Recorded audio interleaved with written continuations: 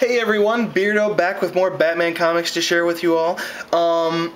So one of the big themes of Batman, sort of throughout the 2000s, one of the big arcs that he seemed to keep going through and going through and going through, was sort of the paradox of the self-fulfilling prophecy. Batman is a character that very much needs control. He needs to be in absolute control of his situation, and he takes it to the degree that he becomes either his own enemy or he becomes, the fulfiller of his own prophecies. The most notable example of this would probably be Infinite Crisis from like 2006 or so, where Batman created the OMAX, which led to a major part of Infinite Crisis, and it was all stemmed out of his need to control the Justice League and keep tabs on the Justice League, and he ends up almost destroying the universe by creating these OMAX. Now, of course, those of you who read OMAC now, or did when it was in the New 52 still, you know that OMAC is a completely different animal now. So if you're not familiar with the Batman version of OMAC, go back, read some books from 2006, you'll know what I'm talking about.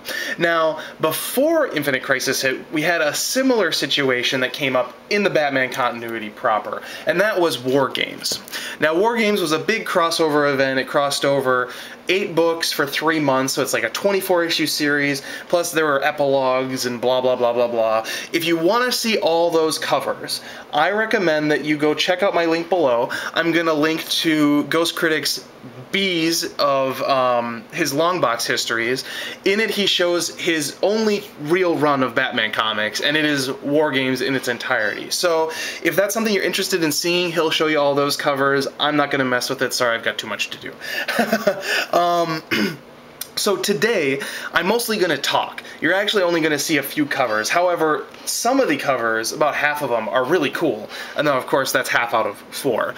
The first one is this cover. I really enjoy this cover. Basically, War Games kicks off with sort of this horrible, I think it's a hostage situation in a school, and it's Batman trying to resolve that. And what he realizes partway through is that someone has found out that he has this protocol that is basically where he can initiate given in a time of crisis, he can initiate for basically a catastrophic stream of events that will take all of the mob and all of the different factions in Gotham, pit them against each other, and because he's so frickin' smart and he is the master planner, he can basically cause all of these people to, in a chain reaction, kill each other off. And even though it'll mean war for Gotham, and Gotham will literally be torn apart if he uses this protocol, it'll bring all of the mob under the rule of Matches Malone. Now, everyone knows, of course, Matches Malone is Batman, so effectively Batman would be in control of the mob. Now, he would never do this under normal circumstances because, as I said, Gotham would pretty much be destroyed in the process. However, someone else finds out about this and implements it for him. Now, throughout this whole storyline, you have all kinds of crazy stuff going on. Batman sort of fighting in public, and every single thing, you just get to a point where it's like, wow, could Batman be any more freaking crazy because of just some of the things he implements to make this protocol go through. There's a point in this where he takes control of the Gotham Police Department and just declares martial law in Gotham, it seems like, practically. And one thing leads to another, yada yada yada. There's a big epic conclusion in issue 633. Honestly, I don't remember all the ins and outs of this. The biggest, most important thing that happens in this arc is that Stephanie Brown, who I don't remember where it first happens because it's actually not in Batman, but Stephanie Brown becomes Robin for a little while, and in War Games she ends up getting killed. And of course, another Robin is dead, Batman's upset. Honestly, nobody really cared because she wasn't in there for very long. Only the fans cared, but no one in Batman actually really seemed to worry about it too much, other than basically Tim Drake. Now, after War Games, we did have issue 634, which is just a short little epilogue to War Games, Batman wrestling with the events that have come to pass and all those kinds of issues.